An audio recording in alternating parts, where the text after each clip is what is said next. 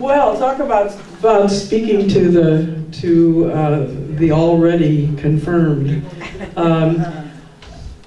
They say that a good presenter knows how to look out at the audience and see who's really there.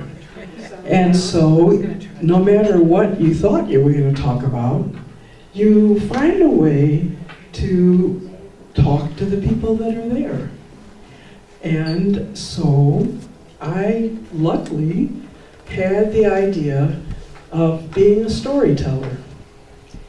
And I would, of course, want to tell my story. And the good part of it is that every one of us has a story. Every one of us knows when was that moment when we somehow felt that what we were looking at went beyond that. We had an awareness that kind of went beyond what we were looking at. And so my story starts really with who I am. I had the good luck to grow up in the outskirts of St. Louis, and so we had this huge underdeveloped area that had creeks, and it had rabbits, and it had turtles that ran around in the area, and it had possums even that ran around in the area. And it had creeks. So from an early age, and at a time when kids could go almost anywhere in the neighborhood and not worry about it, we would go off into the woods. And I could just remember my first kind of sense of awe. And we could get in the creek, and you could wade in it because it was still pretty good water.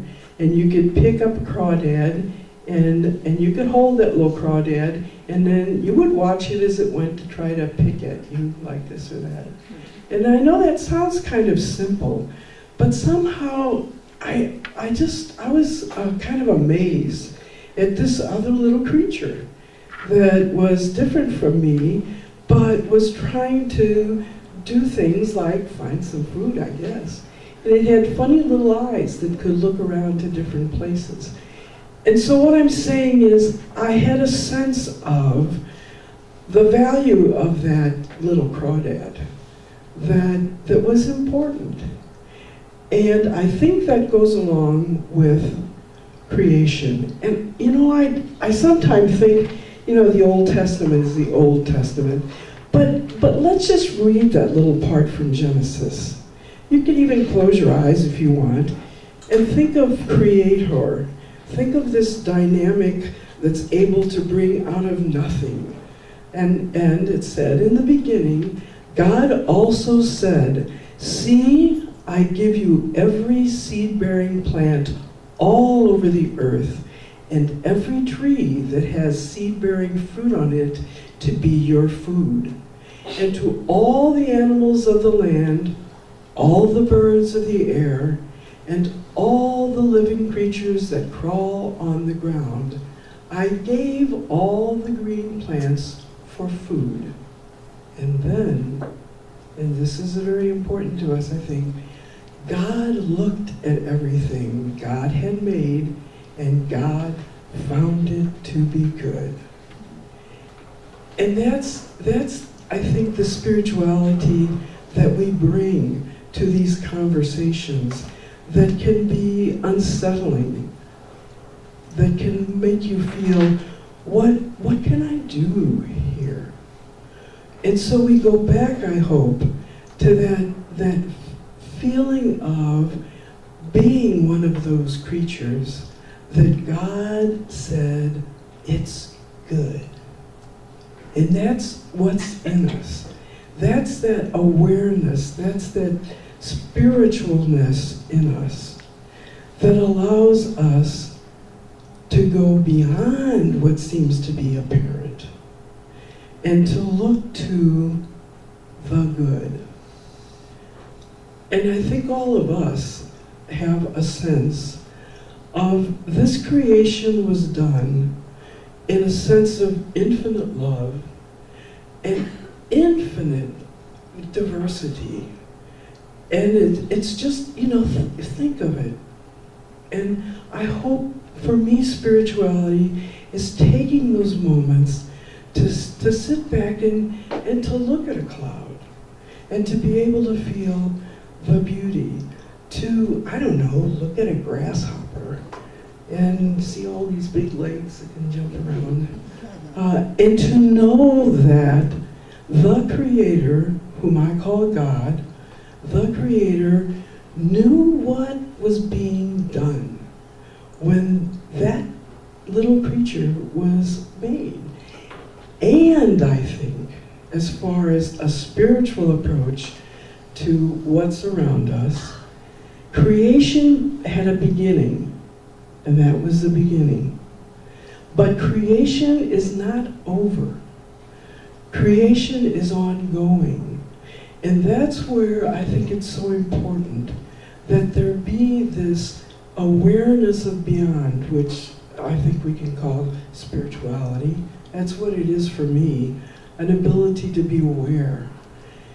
And we now know that in this ongoing creation, that creature, one of the multiple creatures that were formed, had a brain that was capable of looking at a situation and then hopefully in communion with others be able to say, this is not the good that was imagined. It's not. It's not that good. But I think for my part from spirituality is that I know that there is a Creator who continues with an infinite love and support for that creation because it was good from the beginning. But there's that other part of Genesis. And so God at one point said, well, I think I'll make a garden. And so we call that Eden. And I think I'll put somebody in this garden. So I'd like to share it. And that's really, in my idea, this planet is the potential of Eden. It is the potential of Eden. But what happened? Well, God also gave us the ability to make whatever choices we decide to make. And so I think the wisdom of that Old Testament storytelling is that you are going to have choices. I have created what I've seen to be good, but I'm leaving it with the creatures that I put there in the garden. And so, how much do we feel that communication of creation, participation in creation? I think that's what is that. It's that inner awareness. It's that heartfelt sense of what was the purpose of this creation. Why do you put creatures on this creation? Because it was good. And that's our challenge. I honestly see this as a challenge. This planet has the potential of Eden. Now, will I see that in my lifetime? No. But what are we doing at this point, at this kind of crisis sort of a point? What are we doing to help to move through this stage of the creation process? Of knowing that we participate in keeping the good, renewing the good if necessary. And that's the biggest part of my spirituality at this point. It's just that feeling that I know that I believe in God, and I think that we are capable of taking on the continuation of that creation process. just as we've seen charts of CO2 having its ups and downs. I think we inhabitants of the garden are in a period of maybe down. But I hope we all move on with that feeling. It has to be an awareness. It's something, it's a spirit that goes out beyond just what's in front of your eyes. We know what's in front of our eyes at this point, but keep seeing beyond that into the original intent. And we look at us, we're all here. And if I've learned anything through our attempts at Loretto to be a part of trying to be responsible with the land that we happen to be on, I've seen a network over the nation of people just like us who come together to think about what's happening and what can be done. There's a great deal of energy, but we just have to keep networking and putting together all the ways that we can bring this spirit, this awareness of good. You know, it's kind of a simple word. Everybody's got a good, but I've just been impacted of late with that whole idea of God saw that it was good. And that's who we are. We are those creatures that were there in front of God, and God said, this is good. And so that's my kind of story. And I know each of you has a story. And that's the beauty of coming together to share those stories. And each of us has some other thing that's going to light up an idea in somebody else. And so let's keep our storytelling going and be with one another. Because we are in a potential Garden of Eden. I just know it. I just know it. I may never see it, but I know that the potential is there. And that's what I call my spiritual part of me. An awareness, not just of what's in front of me, but what can be beyond that. Thank you.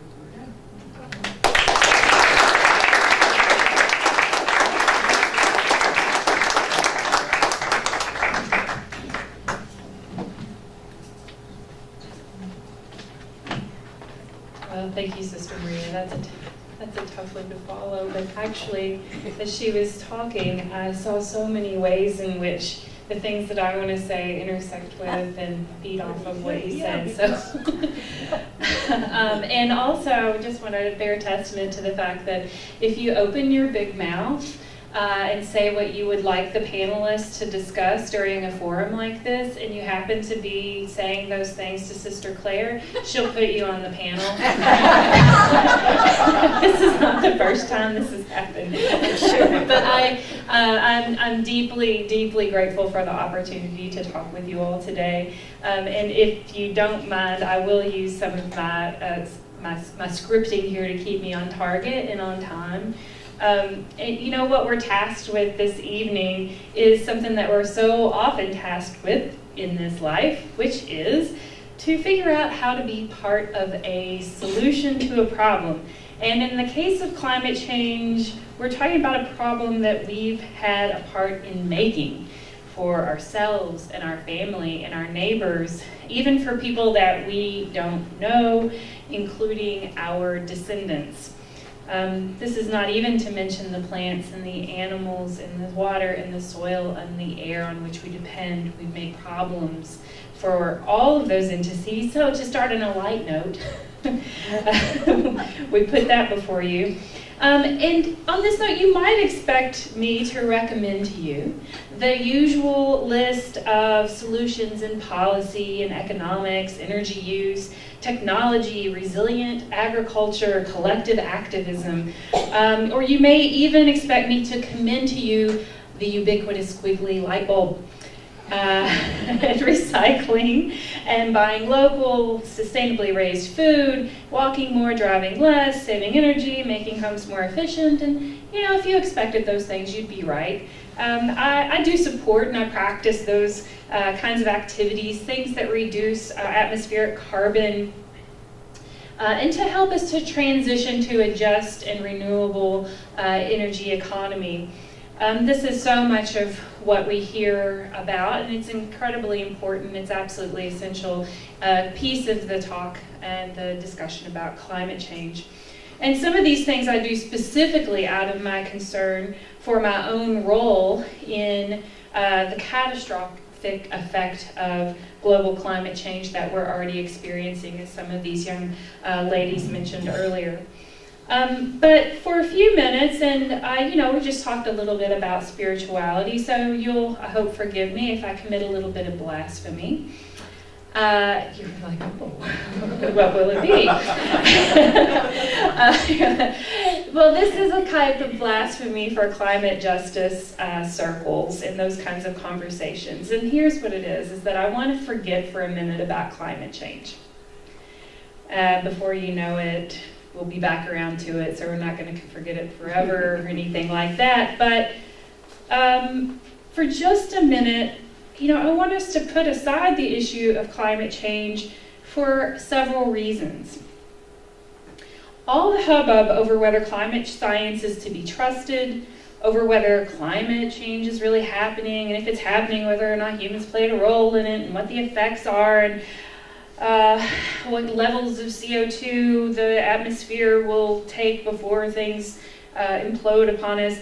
All this leads to what the writer Steve Bramucci calls the CO2 briar patch. This snarled mess has shifted the conversation, or the argument, as is often the case, more often the case. It shifted us away from fundamental questions about taking care of land, air, water, and all the lives therein. Disagreements about climate change, large and small, often distract us from the root causes of those problems at hand. And I really want to, again, I'm going to leave you with some light note here. The root causes of these things are waste and pollution. And it may not surprise you to learn that a lot of the way that I think about climate change and about the conversation surrounding climate change is certainly influenced by my own academic background, my own personal study into the science of climate change, and it's also been heavily influenced by the Kentucky farmer and writer Wendell Barry. And if you know anything about Wendell, you know he's a bit of a maverick and tries to look at things from I don't know if he tries it or not, he just does it. He looks at things from a pretty broad perspective. And so part of this, it's not pushback and it's not hesitation about the emphasis of science. It's not. I don't want to be taken, I don't want to be misunderstood. It's that what's missing from so much of our conversation is a big fundamental piece that I think really speaks to what Sister Maria was referring to in her own experience of things other than human and including human. And I think it's what Jennifer's work, as we were having dinner tonight, she was telling us about how much she loves her work at the Forest Reserve in Henry County. That's her heart work. That's the thing that makes the science resonate for you. And I think that for many of us, we have similar experiences where we meld those concerns, and we also have deep and abiding concerns about the status of land, air, and water, in addition to the ways in which that is affected by climate and the ways in which those things affect climate. So what I want to be clear about is that in our conversations about climate, that we make sure not to forget that those fundamental concerns about good, healthy land, good, healthy communities, that that those be a kind of center point in our ways of thinking about why we do what we do, why we care about what we care about. Wendell Barry talks about this. Let's see, he points out that for all of our talk about climate, things on the ground have gotten even worse, to the detriment of the climate too, of course. He writes, and I have a couple of extended quotes from him. While the theme of climate change grows ever more famous and fearful, land abuse is growing worse, noticed by almost nobody. A steady stream of poisons is flowing from our croplands into the air and water. The land itself continues to flow or blow away, and in some places erosion is getting worse. High grain prices are now pushing soybeans and corn onto more and more sloping lands. We see that in our own community. No-till technology does not prevent erosion on continuously cropped grain fields. Climate change, supposedly, is recent, and this speaks to your historical overview. It is apocalyptic big news, and the certified smart people all talk about it, think about it, and getting ready to deal with it in the future. Land abuse, by contrast, is ancient as well as contemporary. There is nothing futurological about it. It has been happening a long time. It is still happening, and it is getting worse. Most people have not heard of it. Most people would not know it if they saw it. Now, Barry is skeptical about so much of the talk around climate change that's focused on the future.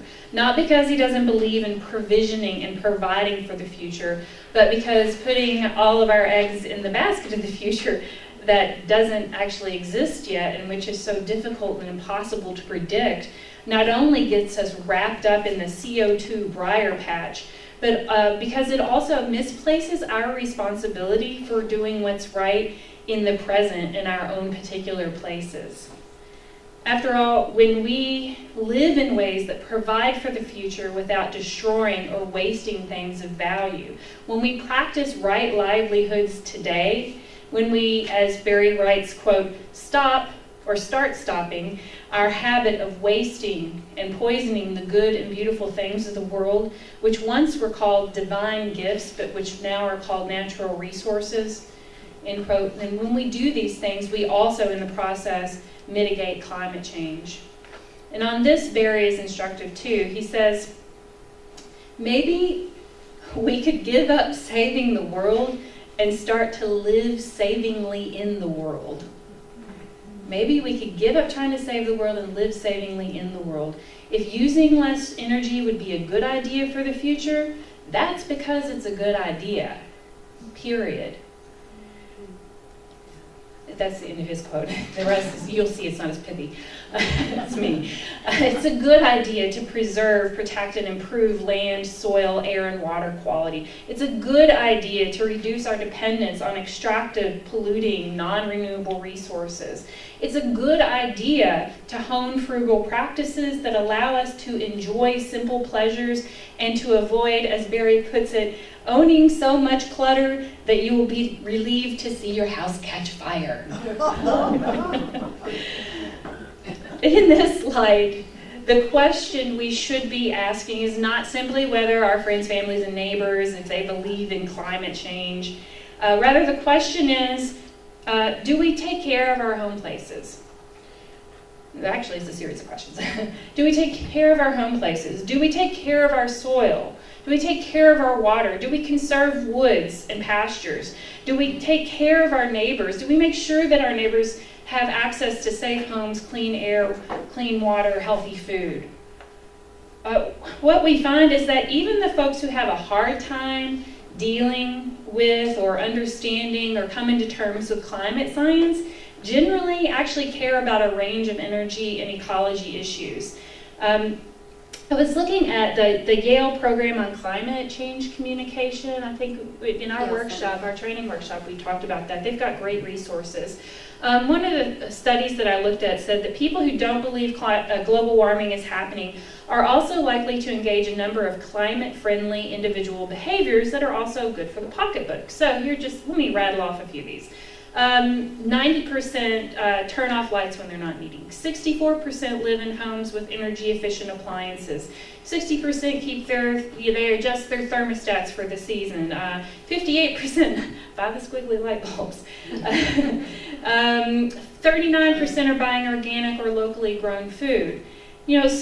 So first of all, there's a kind of common ground, and that common ground doesn't necessarily have to be found in an agreement about this science. But what it can be, where we can find the common ground, is our agreement about stewarding the land and stewarding the earth and understanding that this is our only home, it's our only world. I list off these things here, and I think that these are really significant individual actions. It's important for us to understand. I was talking to Mary Barry about this conversation this evening, and I was like, how do you talk to people about this? What do you say? And she says, well, the first thing is that when I think about myself, and I'll not quote Mary, I'll just put it in my terms. When I think about Leah as global citizen, it's really difficult for me to imagine what Leah global citizen does, what kind of effect that has. But when I think about Leah as the resident of Boyle County who lives on Yates Road in Alum Springs on her family's farm, that the things that I do count immeasurably and immediately. So it is important for us to understand that there are individual actions that make a difference. But at the same, and I don't want to undercut these kinds of things like energy efficiency because they're essential. But at the same time, in the big scheme of things, don't these seem like half measures? Ultimately, they do to me. Even if we had access to all the renewable energy we could ever want, how do we live within limits of consumption that are regenerative rather than destructive? What mechanisms do we have in place for that? I'm troubled by these bigger questions that we need to ask ourselves about ourselves. What's the root of all the waste and pollution? How is ecological and ecospheric damage more than a crisis of science and technology, but even harder, a crisis of character? To my mind, to think about this is to think of it in a more sobering context. To what degree have we created cultures that encourage us to forget or otherwise fail to recognize or to understand that we live in a world of limits? Limits has become a dirty word. As Americans especially, we like to imagine ourselves as people without limits, in whom limitless possibilities dwell. But the fact of the matter is that we're bound up with a planet that has laws of its own, and the consequences of ignoring or flouting its primary law of frugality, of living within limits, is that we make it harder and harder and harder for people to live good, healthy, fair, robust, rewarding, and happy lives. Indeed, in good conservation and stewardship of soil, land, air, water, we practice the responsibility and affection and humility and neighborliness that is the stuff of a good life. So this leads me with the last question, last couple of questions, is where do we see this humility and affection and joy and neighborliness? And how can we funnel that into our efforts to be healthy and interdependent and land-loving people? What can we learn about joyful forms of frugality from our predecessors, from the people who came before us? What good creative models do we see now in our friends and family and neighbors? I'll leave with that as a way of thinking about how this conversation about climate change is a conversation ultimately about good stewardship. And stewardship certainly involves economics and policy and science, absolutely. But if we ignore the root causes of this catastrophe, then we're never, all we will ever do is half measures.